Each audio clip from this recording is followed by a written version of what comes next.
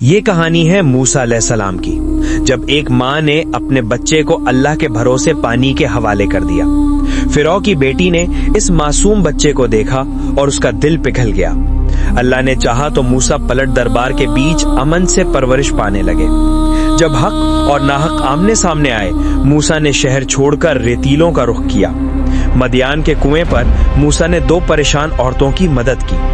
وہی وقت تھا جب اللہ نے موسیٰ کو اپنے نور اور رحمت سے نوازا۔ موسیٰ ہنستے نہیں، گھبرائے نہیں، بلکہ اجائے ہوئے کھڑے ہو گئے۔ اللہ نے فرمایا، موسیٰ میری قوم کو آزادی کا پیغام دو۔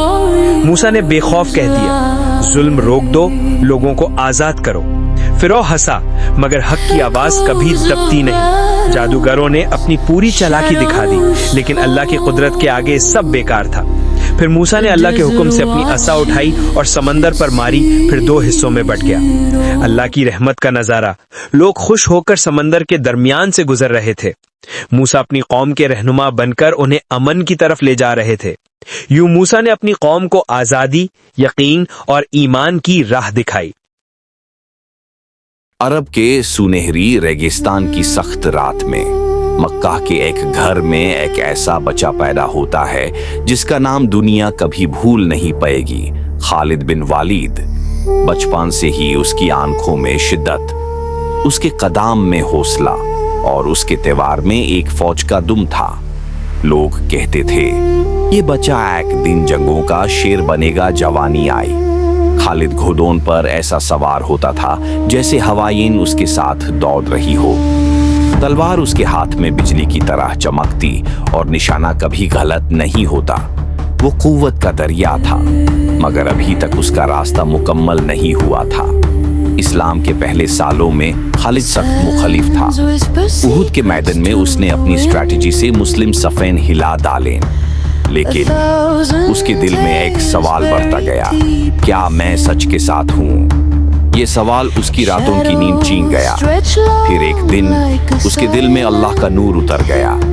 وہ مدینہ کی طرف چلا اور رسول اللہ نے مسکراتے ہوئے فرمایا، خالد تم اللہ کی تلوار ہو۔ اس پل سے اس کی زندگی، اس کا مقصد، اس کا راستہ سب بدل گیا اور دنیا نے ایک نیا نام سنا، سیف اللہ۔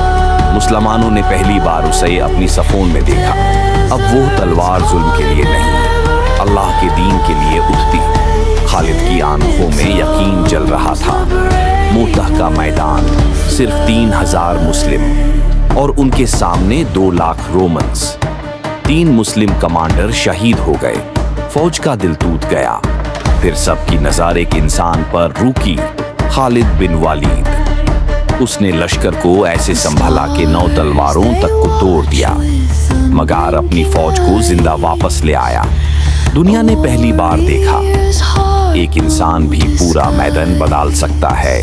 اب اس کا نام ہی دشمن کے دل میں خوف ڈالتا۔ جہاں خالد ہوتا وہاں جیت ہوتی۔ اس کی آواز، اس کی پلاننگ، اس کی لیڈرشپ ایک فوج کو شیر بنا دیتی۔ یرموک کا میدان، دھول، ہوائیں اور تقدیریں ٹکرا رہی تھیں۔ رومن فوج 5 گنا زیادہ تھی، مگر سیف اللہ نے ایسی اسٹریٹجی لگائی کہ دشمن کی ساری صفیں ٹوٹ گئیں۔ اور جب وہ اپنی تلوار اڑا کر پکارتا، اے مسلمانوں آج تمہارے ایمان کا امتحان ہے، تو فوج بجلی کی طرح برس پڑتی اور آخرکار دنیا اسے تعریفوں میں ڈبو دیتی۔ مگر خالد مسکرا کر کہتا، جیت تلوار کی نہیں، اللہ کی مدد کی ہوتی ہے۔ اس کا دل، اس کی روح، اس کا مقام سب اللہ کے لیے تھا۔ یرموک فتح ہو گیا۔ آخری لمحوں میں اس نے اپنا جسم دیکھا، وہ زخموں سے بھرا تھا، ہر نشان ایک جان کی کہانی۔ آنکھوں میں آنسو لے کر کہتا، میں چاہتا تھا شہادت مجھے ملے، مگر دیکھو میں بستر پر مر رہا ہوں۔ مگر اس کی سانس کا آخری کلمہ تھا، اللہ نے مجھے تلوار بنایا اور میں اس کے حکم پر چلا۔ آج تک فوجی اکیڈمیز میں یہ سکھایا جاتا ہے، جنگ کی اسٹریٹجی سمجھنی ہے تو خالد سے سیکھو۔